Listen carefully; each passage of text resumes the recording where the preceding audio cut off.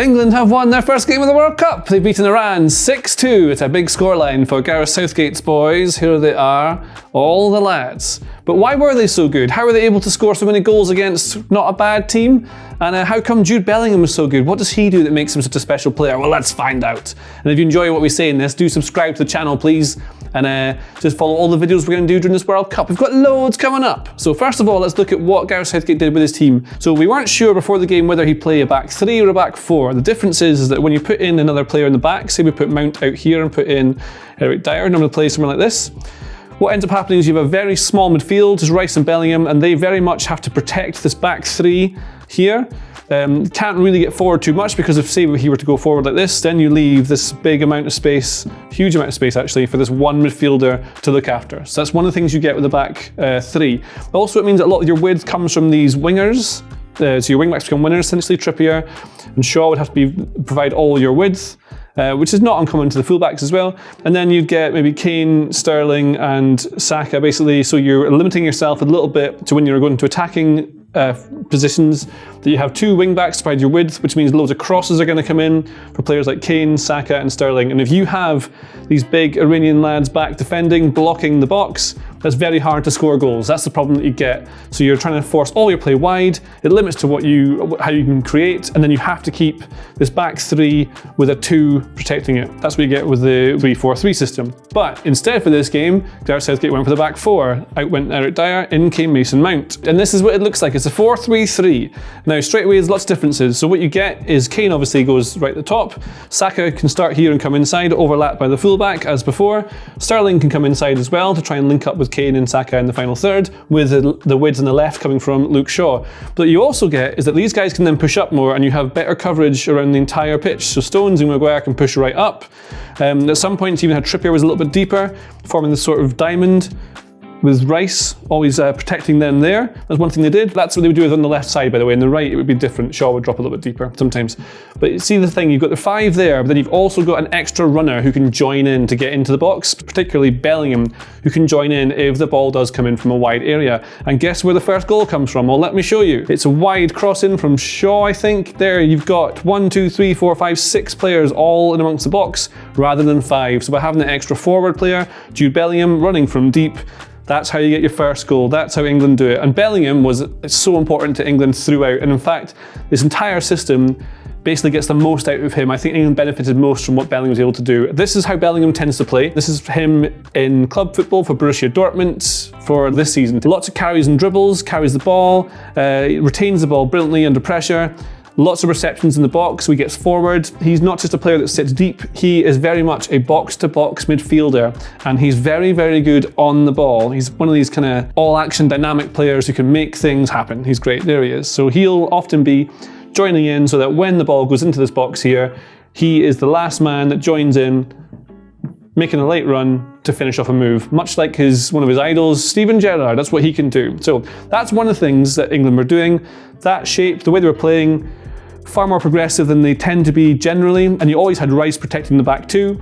But how did they score the goals? Well, they were helped by Iran being pretty poor, and we wonder how much of their pre-match gesture might have fed into their mentality in this game, but generally they were far too deep, far too early. So it became a back five from the very start, you had a back four, and oftentimes you had them as deep as this. Every single player just surrounded like this. Obviously, if you've got a team that's deep, you can push your players forward, you can get them right up into this positions here, so you can get these advantages and get into overloads.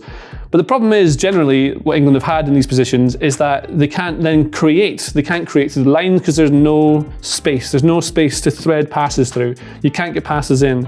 You can't suddenly like chip into the box because there's just too many people. It's too congested. So one of the things England have been good at, and one of the things that we've seen with England over the last few tournaments, is that they are good at all different parts of the game now. So the first goal England score is from open play, getting runners into the box late to connect. Jude Bellingham, absolutely key for that. Get an extra man forward. The second goal is from a set piece. Bukayo Saka scores it, and what you see is more work done on the training ground from England. So you see here, this is the corner as an outswinger from, I think it's Luke Shaw takes it. And what you have is the two big lads, the two real target men of Harry Maguire and John Stones are here. They start together so they can confuse the opposition. They don't know which way they're going to go. They could go left, they could go right. They've got two runners here. Now Saka just takes a position free. He's got a marker who's staying tight to him, but he's also protecting this zone here. So there's a bit of a mix of zonal and man marking from Iran here. But the ball comes out, Harry Maguire spots that the space is going to be to the right, so he puts his arm out to the right, and that's where he starts to go. So Luke Shaw, at last second, changes the arc of the flight of the ball. It comes over to this side, and then look here. Saka doesn't go towards this guy. He just drops back, is in space, so when Maguire heads the ball down to him, he can then finish for the second goal. So that's first goal is open play, second goal is a set piece. Third goal is something that England are very good at now, and that is fast breaks, like playing direct football really quickly to take advantage of any open space that they get, because Iran weren't giving them any space. They were very compact, but as the half went on, they started pushing players forward a little bit more to try and get into it, maybe start the press a bit higher up, and then you get space in behind and in between players. So the third goal is a ball that goes into Harry Kane, who then lets it fly onto the side, and what you have is Jude Bellingham making another of these box-to-box runs. This is what Bellingham does, connects the dots from defence to attack to help it. So he comes onto this flick from Kane, carries the ball, and is able to flick it through. I think Kane comes back around here to this wide area, and then as Iran try and get back into their shape, they leave a little bit of a space at the front post, which Raheem Sterling runs into and finishes brilliantly. It's a great cross, and that's the finish. So that's an example of England being very direct with their attacks, but it's Iran leaving a little bit of space. So at halftime, England are 3-0 up, Iran are in real trouble. So the manager, Carlos Queiroz, makes a big change. He decides rather than sitting back in this block, he made loads of substitutions. So this team's a bit different now. What England were able to do in the first half was be able to just spray the ball out to wide players, and then they had loads of space. They could get themselves forward, really start to cause problems for Iran by just working them side to side, making that block really tired by doing that. And they didn't have any pressure put on them. So in the second half, Queiroz decides to take the game to England, and he pushes them right forward. And suddenly you get Taremi trying to put pressure on the back line. Then you have other players pushing forwards like this, trying to force errors. And in the first half, actually, Bellingham was caught inside in front of his box and almost gave the ball away for a quick Iran attack, which they could easily have scored from. So England under pressure, not as good as when they have no pressure put on them. They looked really comfortable in the first half, loads of possession, because they had no pressure put on them. When you put pressure, things start to change. Suddenly you don't have an easy pass from Stones to Trippier because you're getting pushed by the wing back. He pushes up. Then he's got to make a quick pass through to Bellingham, but maybe he's tracked by someone because they're putting pressure. That's the difference. But putting pressure on players like that higher up the pitch is naturally going to leave you with much more space to defend in the back. And then what you see from the fourth goal, another example of England being good in the break with fast direct attacks, is that there's space either side of these wide defenders that they can't cover, because when the wing back goes up, they leave it open. And Iran's system it changed from more of a 5-4-1 to a bit more of a 4-3-3 in a way. One of these guys would push up a little bit into midfield, but in defence they were still trying to defend with 5. So pushing forward leaves a space, which means England can do their fast breaks forward, and you've got Sterling who'll combine with Kane, you can combine with Saka. So Sterling manages to get the ball over to Saka, who's able to run at a very panicked defence. Then he can use a bit of his dribbling skill and balance to put him off balance, to put himself into space to shoot, to score the goal that puts them 4-0 up. That's a big problem. But Iran keep pushing forward and they get the rewards for it, because eventually they score a goal. But this is just a defensive error from Harry Maguire, really. They're pushing more players forward. This is more players than they ever had in the game, in England's half, basically, really. But Harry Maguire, for some reason, is trying to defend this line. He did come off with concussion straight after this, so maybe his thinking wasn't quite there. But the space that he leaves behind is exactly the space that Taremi scores from. He goes into that space here, you see it? That's the left centre-back space should be there. Maguire stepped forward into the second line, trying to be more aggressive than he needs to be. The ball goes in, he scores. That's what happens there. And then the fifth goal for England is an example of them being great in the break and a magic first touch from Harry Kane.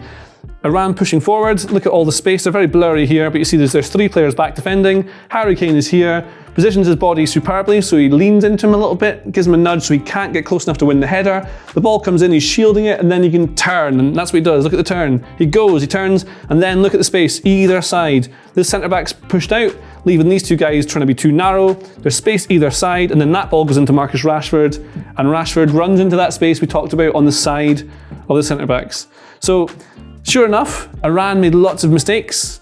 They didn't play very well in the first half at all. England had all the ball, all the possession, but Gareth Southgate's setup allowed for Jude Bellingham to join in to make an extra attacker in the final third, which was really important. And what we saw was England keep possession really well, recycle the ball really well, but crucially they were able to then counter-attack when they wanted. They could break in open play when they wanted. They scored from a set piece.